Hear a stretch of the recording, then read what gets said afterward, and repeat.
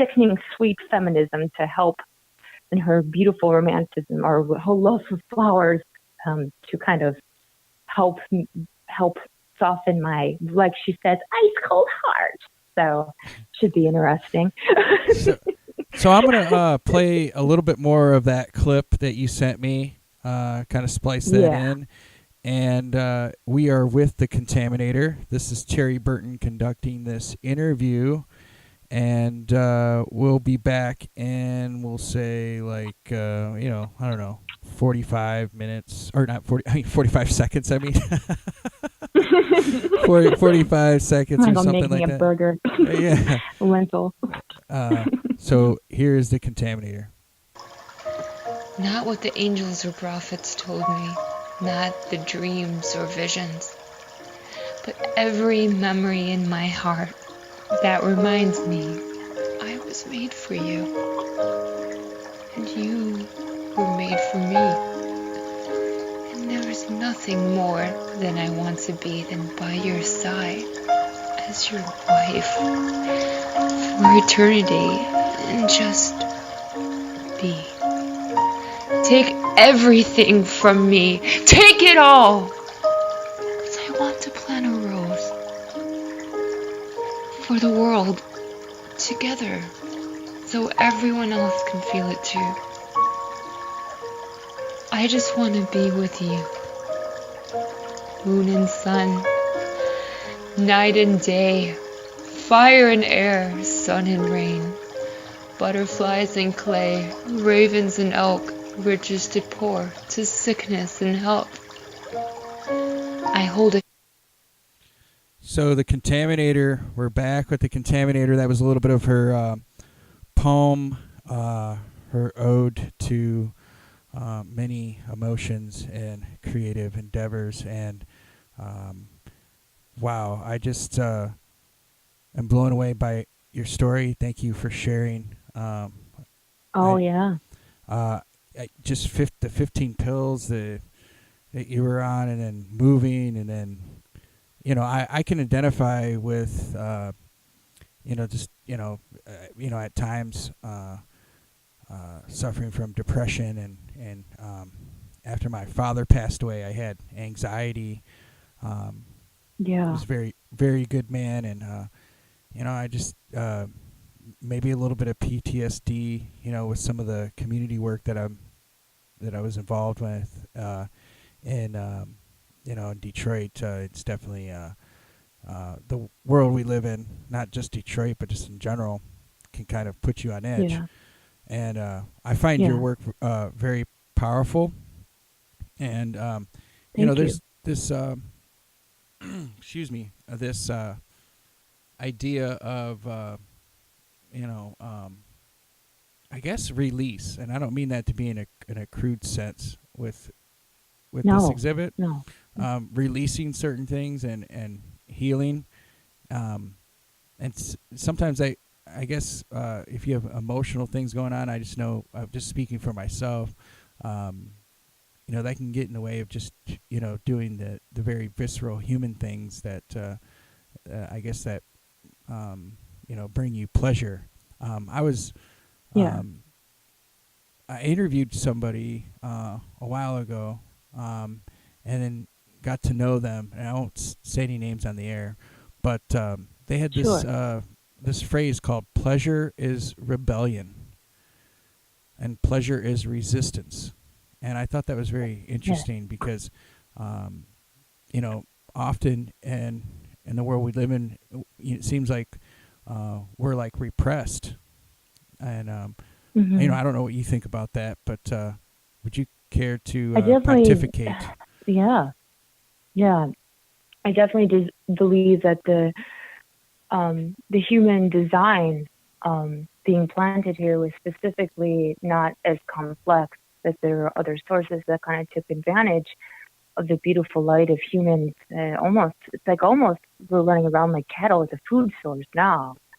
But I remember walking around Toledo and meeting many prophets on my journey, and he's like, our being, reason for being here is to eat, love, and like love God or the universe or whatever he said. And it was such a simple notion of how we forget what it is to simply be. Mm. And yeah, and the most honest advice I could give to start off to reach oneself is to just go into the nature. And nature always has the peace and the answer just to shut everything off and to kind of realign, because we were not made and to be these machines. We were not made for this. And it's our bodies, I believe the human DNA has been manipulated many times because it's way more advanced. But at the end of the day, I mean, everyone's saying, oh, the world is going to hell. Bullshit. There are tons of light workers. I think we're definitely getting to a stage of a female awakening that's not just designed for females. There's going to be crying pains at first, or growing pains, as someone I met stated. But after that, it's for everybody. It's one love. We're getting rid of gender. We're getting rid of these things that put pressure from society that label us and put us in lines. But we are coming back to the source, and it's a beautiful thing. And I think it's getting better, definitely every day. People are connecting and waking up, so we're definitely moving forward. And yeah, we aren't made for this stress. We're not cattle. We've become numbers, but nature always rules. I don't know what the source is, thinking that it's going to last forever. But no, but nature's just going to swallow us all at one point. I can't wait to become moss again. It reminds me of something that my mother would always tell me. She's like, yeah, they always talk about Mother Nature and butterflies and pretty flowers, and that's all part of it in Mother Nature. But also, Mother Nature can be a mean bitch, and cause floods and, light forest on fire and do all this other stuff. Beast. Yeah, and so it's I think that we're experiencing some of that power from Mother Earth right now, and I think that there has to be some type of reckoning. But I think that that's what I see. And definitely it's I was actually I think I was watching this movie about Nelson Mandela, and he was talking about the apartheid and how white supremacy was also enslaving the white South Africans, meaning that people have to abide by a system and sometimes have to put up with all of these like atrocities to just maintain order, and it's confining. It's not liberating. And I think that and I can only speak from I guess being a quote unquote male or whatever. Sometimes all of these different things, to where if you see just like I get female hating or something like that, or just I don't know what you want to call it. I don't really know what to call it, but just hate in general. I mean, for many things, or just destructive or nihilistic behaviors. And that always resonated with me because, we need a certain amount of creativity and freedom of expression to get, I think, maneuver through all of these challenges. And I mean, with I guess I'm talking about climate change, or some type of civil unrest or racism or any of these things or sexism. Also there's a certain amount of violence perpetuated towards women that's like disgusting, but we need it's just like that. It's time right now to like get that out in the open, and I don't want to live in a world like that. I want to live in peace, you know what I mean? And I'm not like some hippie, not nothing. Also, there's nothing wrong with being a hippie, but I'm just saying this is just common sense stuff. This isn't, let's get rid of the labels. As I'm drinking Thai coconut water out of my teacup right now. Amen, brother. Coexist. Yeah. Yeah. So Delicious. sorry for that tangent. That's a lot of talking for me. Don't be. We had to get it out, man. This is therapy. As we were talking about, it's a release. Art is a release. And there's so many natural ways. We take in so much from the electronics and the pressures inside of our bodies. It's only a matter of ticking time bombs. You have to move your body, aesthetic, dance, walking, just stay free because it's extremely intense. Would like to make a little note there Well, that I would not about Mother Nature and Mother Earth are not the same being, but if whatever you believe is cool, but Mother Earth is definitely humans and humanity, and Mother Earth is definitely straight up nature and everything in between. But they definitely are old. There's ancient stories and stuff of how they got into a fight and created bed bugs. I don't know. It's weird stuff. But What? Wait a minute. Yeah, right? Bed bugs. She's awesome. They're both awesome.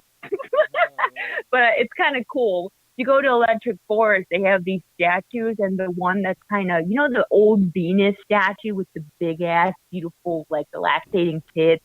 It's like the old, like stone and like the pregnant stomach. Yeah. That is totally like Mother Earth. And then like there's a statue at like Electric Forest. It's like more like athletic, like badass tree woman.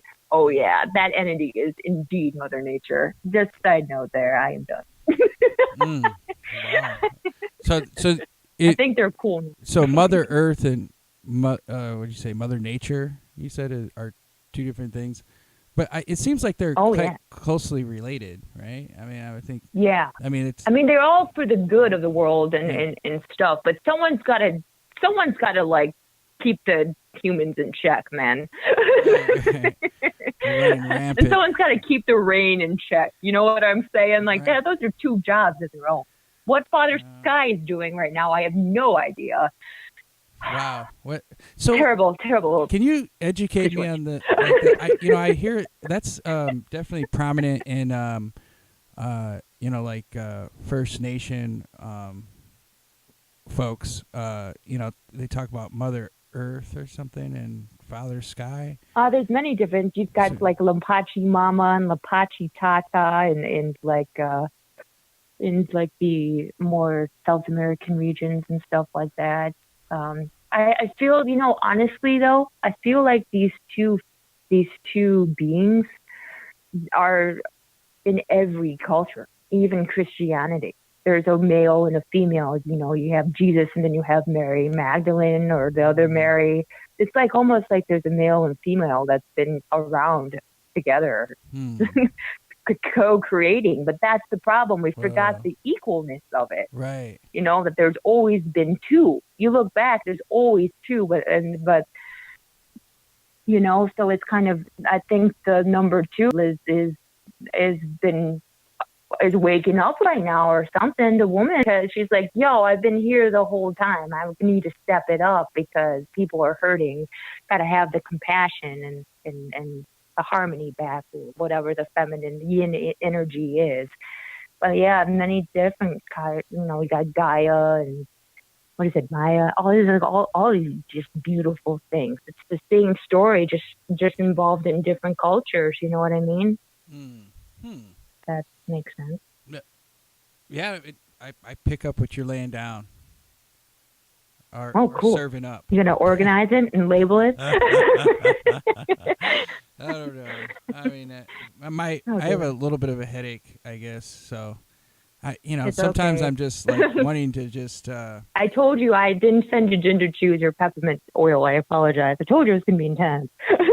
Well, I was supposed to send you like a MP3, and then I'm like, well, in this case, it's like. I mean, I have to be a little bit better at following up with folks and making sure I send out the care packages and stuff like that. And I need to get better. I'm horrible at that. So this used to be about art. Sorry, guys. No, it is. it is about it's all art. So I mean, it's just Yeah, yeah. We're deep AF, you know what I'm saying? yeah. Oh wow, you are woke. Stay woke. Yeah, yeah. So let's plug your show again, and then I'll play the other minute of your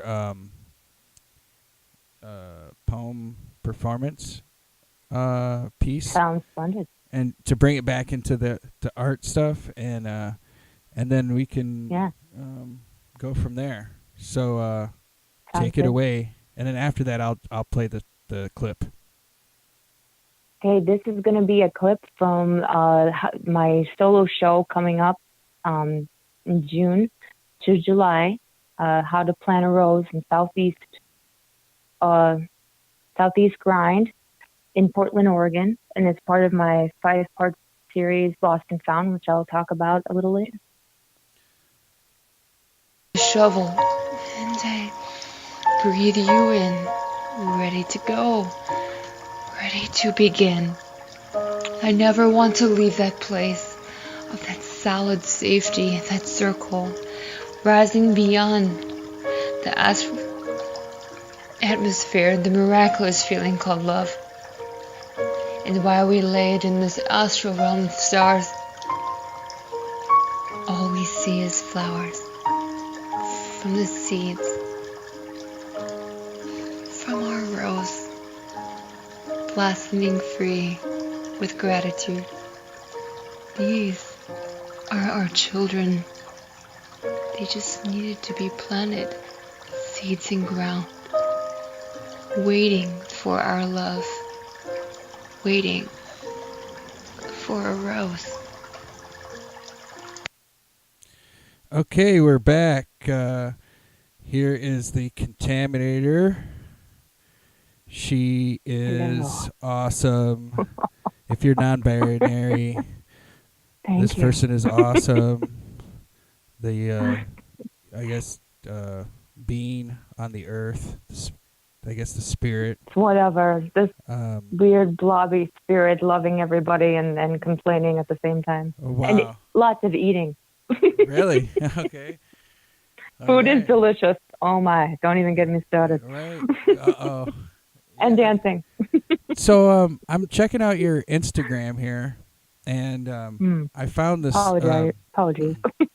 I found this clip, and I thought it was really interesting. I don't know what you're talking about, but I find it very Me delightful. neither. I find it very delightful. And I don't know if it's supposed to be delightful, but I mean, I guess maybe I look at art in the sense that, it's many things at once, without trying to label it. Okay. But so what? Tell me, like, some of the pieces that you have on your Instagram. Like, what is that all about? I mean, do you just make them up? Is it pre-planned? Is it improv? Or you say you channel? Yeah. So, yeah. Would you care to speak about the channel? Works. Oh, go ahead. Would you care about to talk about the channeling aspect of your activities? Sounds good. So most of my work would be nothing without music. See, I don't watch TV or anything all day, and I mean, really much anymore. And every once in a while, if I'm not feeling good, I have fibromyalgia. If I just can't, I'll watch some anime But other than that, I usually listen on average a day, 10 or more hours a day of music. And the reason, and that's why I really, really appreciate musicians, and I try to collaborate with musicians, because when I am channeling, I get into a space, and it's usually reacting to the music. As an empath, I found out that I'm very sensitive to music, and I can use that to my advantage to start to try to tell stories, whether it's through the energy of the musician or using that music to kind of trigger maybe memories or something like that. A lot of my work that are more on the expressionist and raw side, you can tell by the strokes, because those strokes are being done while moving. So a lot of it, been doing these huge pieces, 9 foot by 3 foot or whatever in public space. And what I'm trying to do is trying to try to bring expressionism, and which is very, very intimate form of art invented in the 1940s by the Germans. It stems a lot from the mystics in Africa. And it's a very quick paced art, and it involves raw emotion, and it's kind of like you kind of get all these just kind of channeling or whatever, everything, and you get it out, and then it's done. And what I'm trying to do is do this live, which is very difficult because people don't usually want to see you cry or so I'm trying to bring other elements like interpretive dancing and telling raw stories to try to teach people that all emotions are beautiful. And I want people to see the intensity of this art process. Because usually you go to a museum and you see an expressionist piece and you can see the energy trapped inside, and you know it's a higher energy that made this, and they're suffering on earth and everything, but you don't see how it's made. So how can I take this form of art and make it entertaining? You know what I'm saying? I realize that I can take the energy of the musician. That's why I usually gravitate to what I call higher energy musicians of a light source, because I'm not into dark shit. And I kind of found out that I can take this inside of my body, and they're and combined together. And it's kind of like a meditative sometimes, where it's a lot of breathing. And unfortunately, I haven't gotten to a point where I can instantly channel. So sometimes when I draw live, it will take an hour of nonstop dancing before I'm in trance. So it's like, if anyone's aware of the chakra system, it's like, I always say that word kind of wrong, but it's opening your crown and kind of intercepting the environment around you, or the energy of the music, and then becoming a vessel to let whatever comes out. So it's amazing now. You can look at where I was in my life by some of these pieces. I started as kind of like trying to be a surrealist, and a lot of the faces were kind of numb. And then I went through this dark phase in Toledo. After I learned the bones from my mentor Jennifer Ginavucci, then that started to get kind of creepy. And now I'm getting to a point where I'm channeling goddesses and these things. And Silka, she just got a piece of mine that I did a 20-minute channel to try to train for a art battle competition, because I don't paint. I'm not a painter. I'm an oil pastelist. So I was trying to make an ass out of myself. I was training, and find out my good friend Sarah sent me this link. I channeled this dirty goddess. That is like a historical term, dirty goddess, that people that have kind of been buried, I think for societal reasons, of this god named like Biobos or something. She has like eyes on her nipples.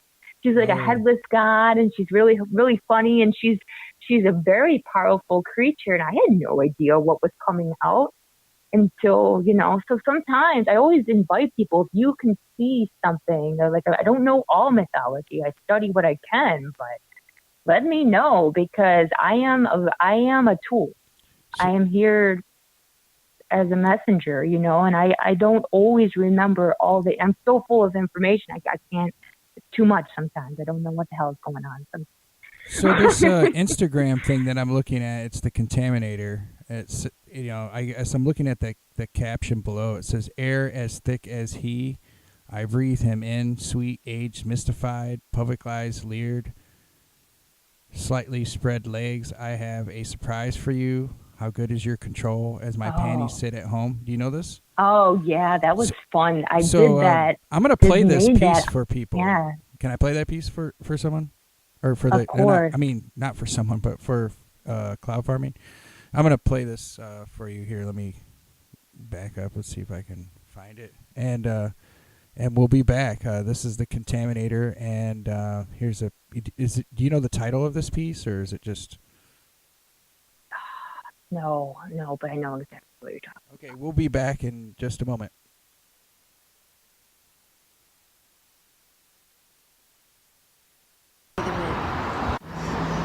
aged, mystified. Public eyes leered, legs slightly spread. I was surprised. What is your control? As my Manny sit at home. Mind buzzing like drones. You taste like home. But so do I. Just for a minute. Yes. Silence. Shut it off. Put it down. Nose rubbing the whole front. My anxiety before we stay. Air as thick as heat. So that was the Contaminator. The heading on that says Salt or Silver Lake, right? Los Angeles. Yeah. Oh, that was. Yeah. So I was on my way. Yeah. It's an amazing poem. It's got great rhythm to it, and wow, that's a great piece. It definitely stuck out in my mind. And would you care to tell us about that piece, or like what? Sure. Is that part of the show too? It's coming up. No.